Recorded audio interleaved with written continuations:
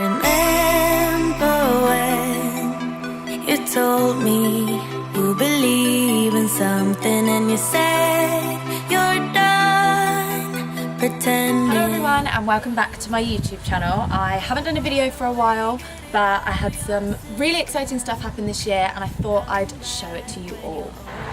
So this year I passed my driving test in August, and a couple of months before that I bought my car because I found the exact right one for the perfect price that I wanted, and I didn't think I should wait until I passed my driving test basically. I also managed to get learner insurance so that I could practice in my car, get used to my car, get used to driving on the roads, and as long as I had someone in the car with me, it was all good. So I bought a 2007 Mini Convertible in the cream colour, which actually in Mini terms is called Pepper White. I absolutely love the colour of the car, I knew exactly what I wanted, but weirdly I never thought I was going to buy a convertible. I managed to find this one on a site while I was looking for a normal Mini, and it just happened to be the perfect one. I've really enjoyed having a convertible, and actually had a bit of a summer this year, which means I've been able to get the roof down so much more than I thought I was going to be able to. So I'm going to show you how it works. My roof controls are up here in the top. So here we have the controls to put the roof up, and there'll be a little light on here as well when the roof is actually going up so that you can tell. And this is the one to take the roof down. You have to press it twice because it does have like a sunroof which only comes out about halfway. But it's okay, there is good. This is the sunroof on the car, which only goes about halfway, so it gives you a little bit extra air, but I like it all the way down. When you're older, go find a place where you can be. So now we're going to take a look inside the car. We've got the rev counter up here, and you can also change the display inside using one of the little buttons down here.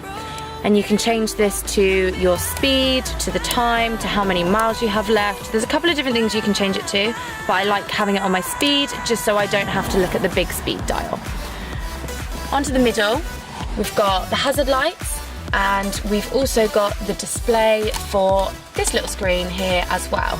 Now, I like to have the time on, and I like to have how many miles that I've done altogether. So when I bought the car, it had 76,000 miles, 900 and something, I think, something like that. So it wasn't too bad. We've got a old school CD player. So the mode I can change from aux now, which I'll show you in a second, to the radio, and then to the CD, which is actually the Drake one at the moment. So if I put it back on aux, because it doesn't have a high-tech kind of technology system, I have to use a makeshift lead basically.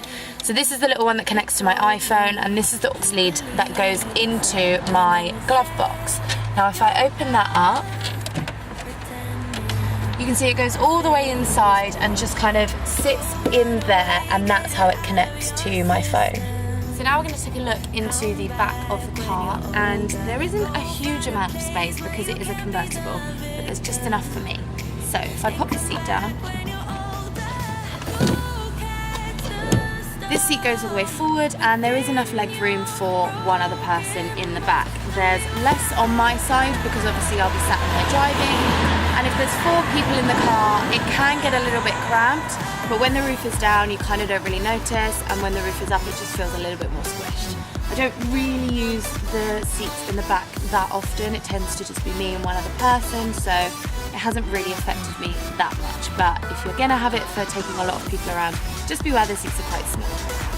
Now I'm going to take you around to the back of the car, and we're going to have a look at the boot, because I'm sure you're all wondering whether it's tiny, where the roof goes, where everything goes basically. So the boot is a pull down boot, which actually confuses people sometimes. A lot of people try and pull it up. It's not particularly big. I've got one of these in there, which is my car cover in case I want to cover it up from the rain or the sun or anything like that could damage the car. And when you get inside, it's not particularly big, but you can definitely get a few shopping bags and everything like that in there. I always keep my bag for life in here for when I go food shopping. We lift up the bottom piece. Inside here we have basically got a kit and everything you need to change a tyre. Now we did actually have to use this not that long ago because I did manage to pop a tyre, And it's actually pretty good. It's got everything you need in there and stuff for when the tyres run flat as well. Now, there is no spare tyre in this car, so beware, if you get stuck, you will have to call out for like a rescue service or the RAC or something like that, because there is no spare tyre.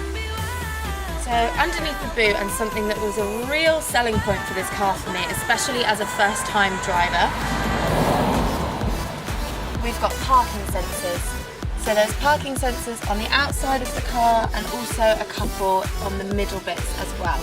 Now these are an absolute lifesaver when you're just learning how to park in car parks, learning how to three-point turn in random places.